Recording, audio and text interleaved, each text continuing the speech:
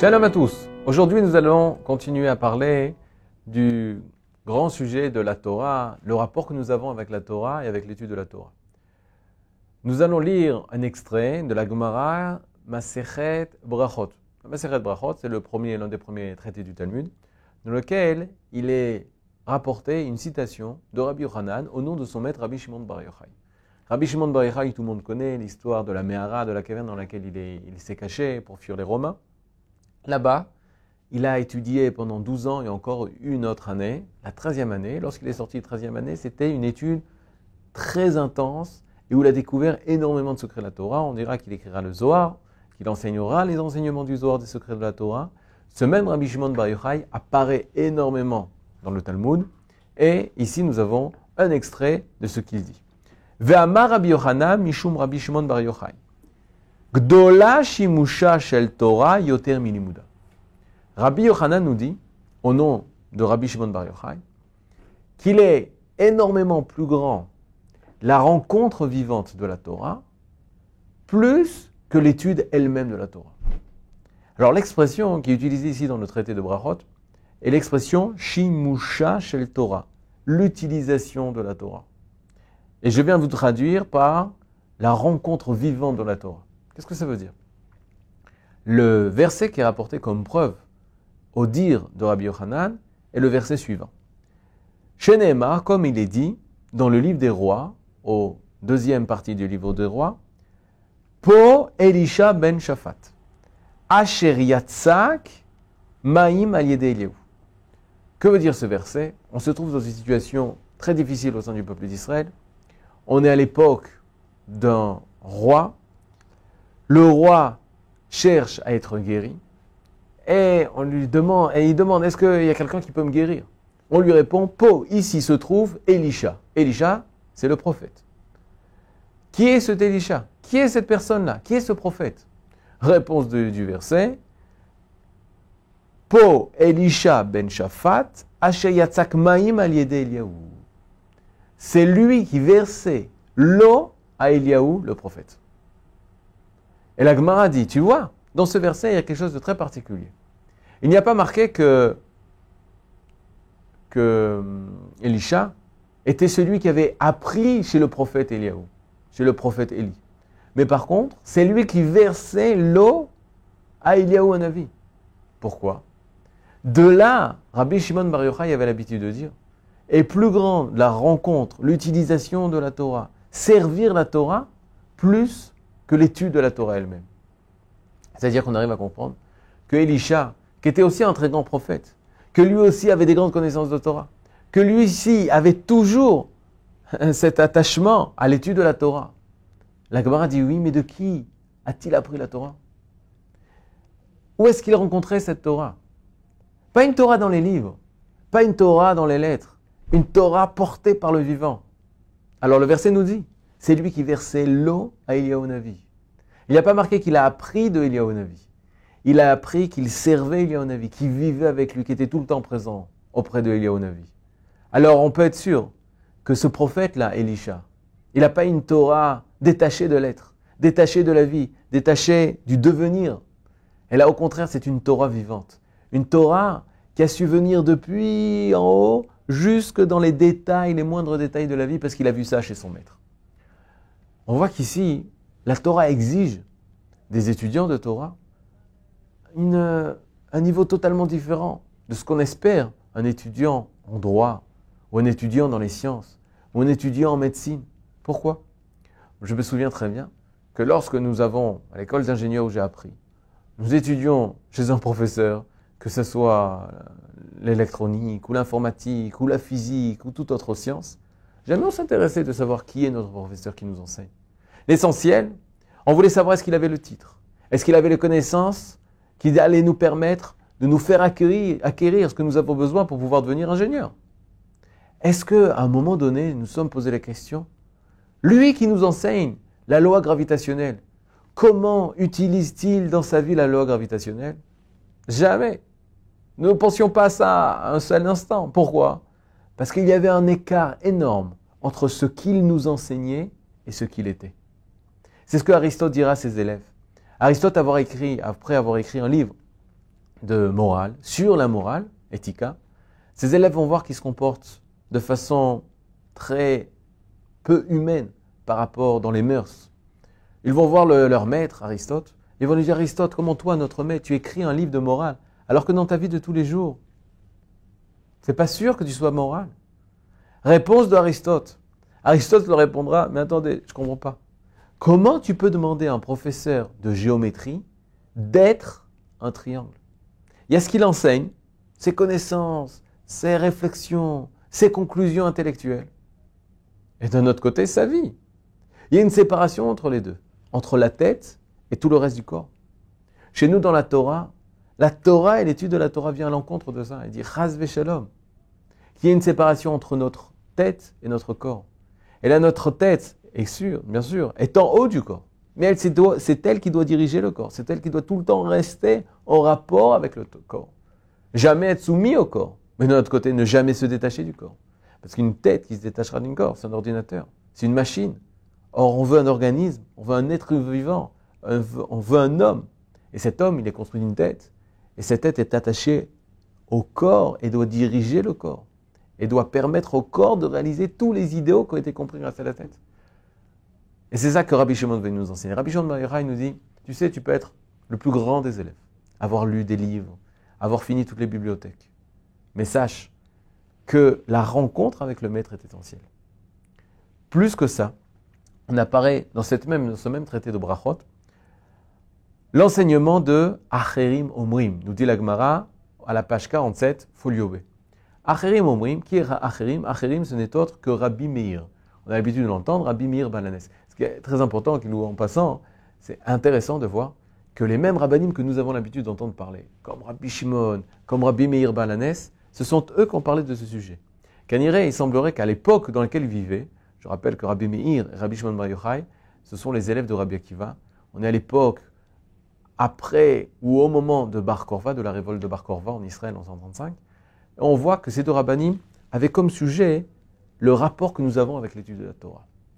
Et ce même Rabbi Meir nous enseigne Afilu kara veshana velo shimesh talmidei chachamim, même s'il a lu, même s'il a appris, même s'il a beaucoup étudié, velo shimesh talmidei chachamim, il n'était pas en rapport, au contact de talmidei chachamim, are ze amaret. Cette personne est un ignorant.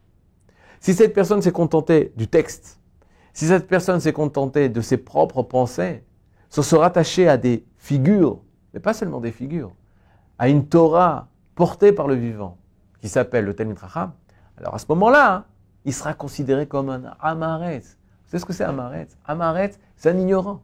Un ignorant? Attends, mais il connaît tout par cœur. Non. Un ignorant est une personne qui ne sait pas comment faire venir cette Torah dans le vivant. Ça, c'est un ignorant. Et une personne comme ça, on n'en a pas besoin. Si une personne n'a pas rencontré cette Torah vivante, alors il n'est pas considéré comme un sage. Et pourquoi?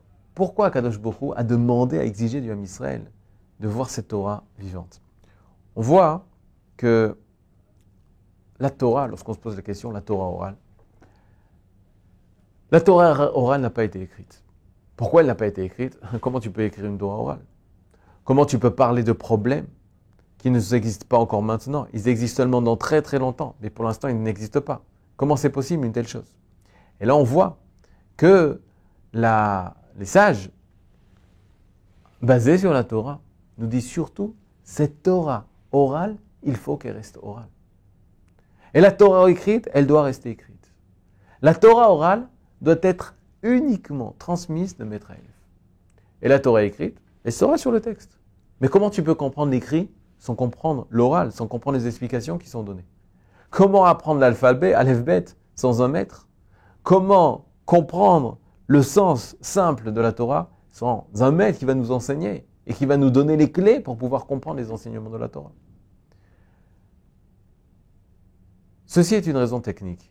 La véritable raison pourquoi la Torah orale n'a pas été donnée, n'a pas été mise par écrit, c'est pas parce qu'elle est énorme, comme on peut parler de problèmes qui n'existent pas encore à l'époque de Moshe Rabbeinu, comment pouvoir parler par exemple de quelle est la loi, le Shabbat, au sujet de l'ascenseur n'existe pas. Au temps du Sinaï. Alors bien sûr qu'on ne pourra pas écrire ces lois-là. Mais la raison la plus profonde n'est pas celle-là. La raison la plus profonde est la suivante. On sait que le but de cette Torah n'est pas de rester sur un parchemin d'une vache qu'on a coupé, qu'on a écrit proprement avec de l'encre. Ce n'est pas le but de la Torah. Nous ne sommes pas le peuple du livre. Nous sommes le peuple où le livre doit être vécu et véhiculé par lui. Ça, c'est le but de la Torah. La Torah n'est autre que cette science qui doit être vécue par l'être. Ça, c'est la Torah. Mais comment tu veux pouvoir comprendre une science vécue par un être? Allez étudier chez une personne qui a réussi ça. Allez étudier chez une personne qui, dans sa vie de tous les jours, sa vie la plus simple, comme on a vu dans la Gemara, Elisha, c'est lui qui servait le thé à Eliyahu Navi. C'est la chose la plus banale. Il n'y a pas marqué c'est lui qui a porté les livres.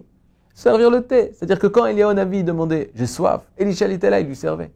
Pourquoi? Parce qu'il était présent tout le temps dans sa vie. Et il voulait apprendre chaque acte de Eliyahu Navi. Lui, le prophète, il sait exactement de quelle façon dévoiler la Torah dans son être. Ça, c'est la force de la Torah. Cette Torah, elle n'est pas seulement au ciel, elle n'appartient pas au ciel, elle appartient à la terre. Et dans cette terre, Hachem, Akadosh Baruch Hu, Dieu nous a donné toute la possibilité pour la réaliser. Mais pour la réaliser, il faut rencontrer des personnes qui ont réalisé ça. Ces personnes, on va les appeler nos maîtres. Ces personnes, on va appeler les rabbinim. Ces personnes, encore plus haut, on va les appeler les prophètes. Les prophètes sont eux qui ont réussi à véhiculer à travers eux, dans leur vie de tous les jours, cette Torah. Cette Torah a été véhiculée par leur vivant. La question qu'on peut se poser, c'est comment c'est possible? Comment l'homme peut devenir Torah? Comment l'homme peut devenir Torah? Comment moi, j'ai la capacité de devenir Torah? Je suis fait de chair et de sang. Je suis fait d'un être de chair et de sang. Comment je peux devenir une Torah? Le secret est le suivant. Pendant 2000 ans, on a pensé que la Torah était une loi extérieure. Au cours, même si on voit par rapport à l'enseignement en France, moi, quand j'étais jeune, on m'avait parlé à l'école, on m'avait parlé de la religion juive. Alors à ce niveau-là, j'ai dit la religion juive, ah moi je suis juif, j'appartiens à la religion juive. On m'avait dit, vous savez, il y a aussi d'autres religions. Ah oui, quelles sont-elles? Il y a la religion chrétienne, ça aussi c'est une autre religion. Il y a aussi la religion musulmane. Il y a énormément de religions dans ce monde, manienne. Quand le rabbin parlait de la Torah ou du judaïsme, il ne disait pas que nous étions une religion. Que disait-il? Il disait, nous avons un mode de vie différent. Ah oui? Oui, la Torah, tu ne peux pas la résumer à une religion. Une religion, c'est tu vas à la messe le dimanche, ou tu vas faire telle action religieuse une fois par semaine, ou même 5 fois par jour. Mais la Torah, dans toutes les choses de ta vie de tous les jours, elle te dit comment et de quelle façon te comporter. Quoi manger, quoi boire, comment parler, quoi dire, quoi penser. Toute ta vie est gérée par les lois de la Torah. Alors, dit le rabbin, il faut appeler ça un mode de vie. C'est un mode de vie. C'est un mode de vie, la Torah. Les années sont passées, et puis on m'a enseigné que la Torah n'était ni une religion. Mais cela, je l'avais bien compris. La Torah n'était pas non plus un mode de vie. Pourquoi? Parce que lorsqu'on parle de mode de vie, cela voudrait dire qu'il existe un mode de vie idéal. Et chaque humain doit aspirer à ce mode de vie. Or, il y a un problème. On voit que la Torah ne veut surtout pas convertir toutes les personnes au judaïsme. On ne veut pas que tous les Français deviennent juifs. On ne veut pas que tous les Chinois deviennent juifs. Dans la Torah, il n'y a pas de mitzvah d'aller essayer de convertir, comme chez les chrétiens, ou comme dans l'islam, tous les peuples à une seule et même religion. Les guerres de religion ne sont contre ça. La Torah jamais ne parle de venir conquérir un pays, comme dans l'islam, pour pouvoir convertir toutes les personnes qui s'y trouvent, ou comme les chrétiens lorsqu'ils l'ont fait à l'époque des croisades, ou d'autres époques du temps, de vouloir convertir en Espagne il y a 500 ans. Et là, la Torah, qu'est-ce qu'elle demande? Elle demande seulement que ceux qui appartiennent au peuple juif suivent la Torah. Alors c'est un mode de vie particulier au peuple juif? Oui. Co-réservé au peuple juif? Oui. Alors il y a un autre mot. Pas religion, pas mode de vie, mais nature. La nature du peuple juif. La nature se dit en hébreu teva. Tête, bet, ain. Teva. Teva, ça vient du mot ta voix. quelque chose qui est ancré en moi. La Torah, elle est ancrée en nous. Ce n'est pas une chose extérieure à moi. Ce n'est pas une chose différente de moi. La Torah, Zateva chez nous, c'est notre nature. Qu'est-ce que ça veut dire, notre nature? Je ne comprends pas ce que ça veut dire. Mais c'est très simple. Tous les animaux sont nés avec une nature. La vache, elle, par exemple, lorsqu'elle se lève le matin, elle dit « me ». C'est ce que fait la vache tous les matins. Elle donne aussi du lait. Elle broute aussi l'herbe. Voici la nature de la vache. Est-ce qu'elle est allée à l'école des vaches pour apprendre comment une vache doit se comporter? Pas du tout. Elle sait de façon la plus instinctive, la plus naturelle, comment elle doit être en tant que vache. Viens la Torah, elle veut te dire c'est exactement la même chose. L'homme est né sans l'instinct. On lui a fait oublier complètement qui il était. Vient la Torah, elle vient nous indiquer de quelle façon réaliser de la façon la plus authentique et la plus vraie l'être qui se cache en nous. La Torah, de façon extérieure, par des écrits, vient nous enseigner ce qu'il y a marqué à l'intérieur de nous. Lorsque je vais lire la Torah, je suis en train de lire uniquement ma carte d'identité. Si tu es juif, si ta mère est juive, donc tu es juif, alors regarde à quelle vie tu appartiens, regarde quelle est ta vie. C'est une vie de Shabbat, c'est une vie de Kashrut, c'est une vie de Tefillin, c'est une vie d'allumage des bougies la veille de Shabbat, etc., etc. Toutes les mitzvot, tous les commandements qui se trouvent dans la Torah viennent uniquement nous exprimer de façon claire de quelle façon nous devons réaliser notre véritable nature. Lorsque Rabbi Shimon Bar Yochai ou lorsque Rabbi Meir Balanes nous disent qu'il faut aller rencontrer les maîtres, c'est pour pouvoir voir comment cette Torah est tellement naturelle à nous, comment cette Torah de la façon la plus naturelle se réalise en nous, comment elle est totalement adaptée à Israël, et comment cette chose n'est pas une chose extérieure à nous. Et là, la Torah n'est pas une religion, le judaïsme n'a jamais été un mode de vie, mais au contraire, la nature la plus naturelle du peuple juif. Kol Tov et bonne semaine.